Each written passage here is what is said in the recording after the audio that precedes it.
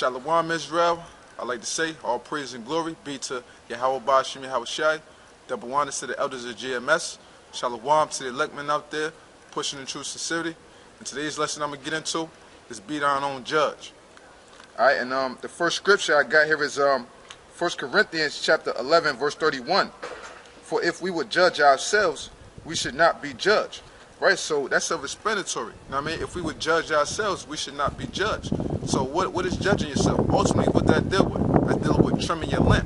That's judging yourself. Okay, because the scriptures tell you in 1 Corinthians 16, 1 and 2, that what? Israel, we shall be the judges of the earth. So we judges on a low level. So if we're going to be judges on the earth, how much more should we be the judge of our own self? What, trimming our lamp, watching our ways on a constant and a daily basis, man. All right? Verse 32, it says, but when we are judged, we are chastened of the Lord, that we should not be condemned with this world. Right, because ultimately, our top judge is who? Yahweh Ba'ashim Yahweh Shai. You know, and when he corrects us, when he judges us, it's what? So that we don't be condemned with this world, man, and be tossed off what the 2/3, man. But it all starts with what? You judging yourself, man. You constantly watching your ways. That's what you have a conscience for, man. Alright, so that you can judge yourself, and watching things like pride, lust, envy, greed, fornication, so on and so forth, man. You know, like pride, for example, I always like to use pride as a great example. Like, you could have wound up saying a statement, and it might have resonated with your spirit, like, yo, I think that ain't sound too right. That might have seemed a little prideful. Then you might go to a brother, you know what I mean, just to confirm, like, yo, you heard that statement that I made earlier? He'd be like, yeah, I heard you. Like, did that sound a little prideful to you? He'd be like, nah, you good. Y'all talk about it, so on and so forth. That's what? An example of what? Judging yourself. Because it sounded off in your spirit that what you said wasn't right. And then you double check with a brother like, yo, was that prideful? And he said, nah, that's what? Correction. You know what I'm saying? So that what? You can continue to grow and that you can continue to watch your ways, man. Because if you don't do that, you hindering only yourself. You hindering your growth, man, in this truth, man. You know what I mean? And it's another thing, what? With this truth, you got to learn how to take correction. But if you're a brother that don't like to take correction, then what is the best thing for you to do? Judge your own self. Trim your own lamp so you don't have to have nobody constantly on your ass, man. You know what I'm saying? And when brothers correct you, what is for the good, man? It's for the good. It's not to beat you down so that you can stay down. It's only to what? Uplift you so that you can better yourself in this truth, man. Alright? But if you constantly on yourself, you ain't got to worry about, nobody else getting on you like that, man. Alright? The next scripture I got here is Jeremiah chapter 2 verse 19. Thine own wickedness shall correct thee, and thy backsliders shall reprove thee.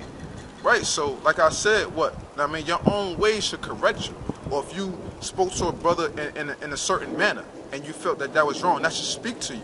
You know what I'm saying? Or if you did a certain action or a certain deed that you wasn't sure on, you know what I'm saying? What? That should speak to you. You know what I mean? Because the scriptures say what? All unrighteousness is sin. You know what I'm saying? So what? Those certain things should speak to you, man. It should resonate with your spirit like, yo, something just ain't right. It should vex your spirit, man. And you should want to what? Correct your ways. You know what I'm saying? You should, because what? When it hits our spirit, that's also what the Lord putting it on our spirit so that we can correct ourselves, man. You know, so, but you got to be able to pay attention and take heed to the spirit. You know what I mean? Like how on the cartoons, what? They got the good angel right here. They got the good spirit right here. They got the devil spirit right here. You know what I mean? What? Those spirits are speaking to you. But you got to be a discerner of spirits and know how to take heed to that good spirit that's speaking to you in your conscience so that you can correct your ways. All right? Next scripture I got here is Proverbs chapter 15, verse 31. The ear that heareth reproof of life abideth among the wise. So, right, so if you like to hear reproof, you know what I mean? What? You abideth among the wise, you'll be considered what? A wise man. Because the scriptures say that we supposed to reprove, rebuke, exhort with all long suffering and doctrine, man. And reproof is correction. So correction is healthy for us, man. Alright? It says, he that refuseth instruction despiseth his own soul. Right? So you despise instruction, you doing wrong against your own soul. Like how I said with the two spirits, you know what I'm saying? What? You got Satan over here.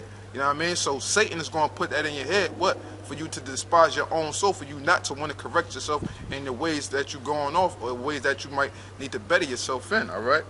And it says, but he that heareth reproof getteth understanding. Right, so, you know what I mean? If you're willing to hear every godly discourse and willing to hear things so that you correct yourself, then you will consider a wise man, a man of understanding, all right?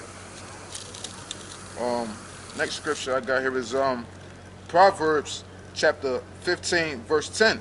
Correction is grievous unto him that forsaketh the way, and he that hateth reproof shall die. Right, so if you forsaking correction, if correction is grievous unto you, then you forsaking the ways of the Most High. Okay, because that's what we supposed to do with each other, man. All right, and it's to build each other up. But you got to start off with doing that for your own self, man. Like how in what Matthew chapter 7 it says, what? How can you talk about somebody else when you got a beam in your own eye? So what? If you not doing a certain thing, like say for instance, you might see a brother, he's trying to work on himself to the best of his ability. But if you're a brother that's not really working on yourself like that, you have no right to come at that man in a certain manner if you're not working on yourself in that same area, man. That's hypocrisy, man. Okay? That's being an actor, man. That's just doing lip service, man. Alright? And we can't be like that in this truth, man. We got to be on our own self first and foremost before anybody else, man. Like how they got a saying in the world when you're in elementary school. They say what? Name it, claim it, tame it. You know what I mean? First what? You got to name the problem. Say for instance, what? Pride. Then you got to claim the problem. Say, okay, yeah, I know I got a little pride. You know what I mean? Or I know I got pride. Then what? You got to tame the problem, which is actually putting into practice you working on that problem which you have. Because just because a brother may know that he have pride, that don't mean that he's willing to work on it. So you got to be willing to put all of those 3 steps into effect and actually work on yourself so that you could be a better person for this truth, man. Okay?